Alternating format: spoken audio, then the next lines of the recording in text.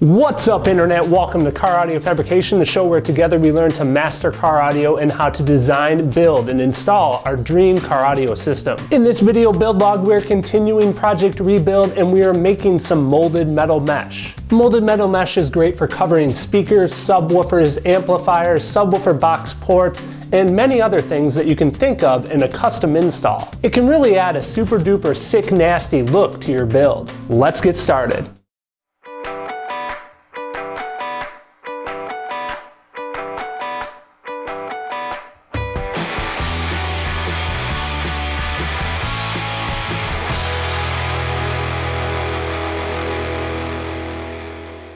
In order to begin making my press grills, I start with my male and female shapes. I saved these shapes from earlier in this build series. If you would like to see how they were made, please go back and watch video build log number 10 and 11. I dropped a link down in the video description so it's easy for you guys to find.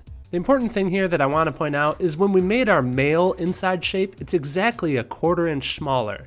The inside piece will control the amount of distance that we will pull the mesh, and since I want to pull the mesh a 1/2 inch, I'm actually going to copy this piece to a piece of 1/2 inch material. I leave the piece of 1/4 inch stuck to the 1/2 inch and copy this assembly to another piece of 1/2 inch on the opposite side. This gives me this stack up that you see here, a piece of 1/4 inch wood sandwiched between two pieces of 1/2 inch. Now I load in a 45-degree chamfer router bit and set the cut height to exactly 1/2 inch, so I'm fully cutting each 1/2 inch piece. As I make my cutting pass on the router, you can see that the thin 1/4 inch piece serves as a surface for the router bit bearing to ride against, and the 1/2 inch pieces are completely cut away. You can really see this here. This completely removes the hard edge from the sloped surface and in my experience makes it much better to use as the male plug for the mold. Since I did this on both sides, I have a perfectly symmetrical piece for both sides of my false wall. Now I'm going to pause the video for a second here so I can explain my mold box. I made this box forever ago and I've used it on several projects. Right now you can only see the bottom of it, but it also has a top that is the exact same size. It also has 4 sides that guide the top part of the mold in position. To see the video where I made this, link is on screen as well as down in the video description. What I am doing is applying a small amount of double-sided template tape to hold the male plug in position. Don't go too crazy with the tape, it really doesn't take much. Next I apply a very small amount of tape to the bottom side of my female shape. I then position the female shape using care to make sure that the gap between the female and male shapes is consistent.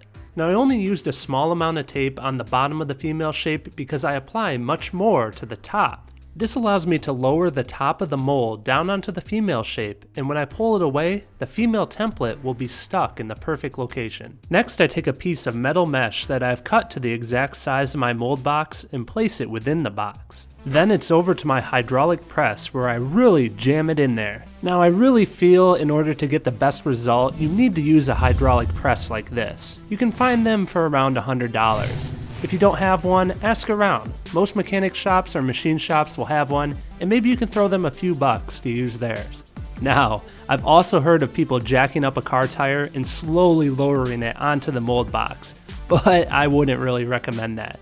That's what we call duct tape engineering, which is actually kind of funny, and since I haven't done it in a while, I'd like to ask you guys a question of the episode. What's the funniest duct tape engineering you have seen or done? Let me know down in the comments below. Now if you've been watching me work in the background, you may have noticed that I moved the location of the pressure pad several times and repress. I do this to make sure that the shape is fully formed. Now that I am done molding, I can open up my mold box and reveal the molded metal mesh. After some careful trimming with tin snips, I can place the piece in position on my false wall. Off camera, I've painted the wood mounting surface black, and now it's time to mount the mesh in position.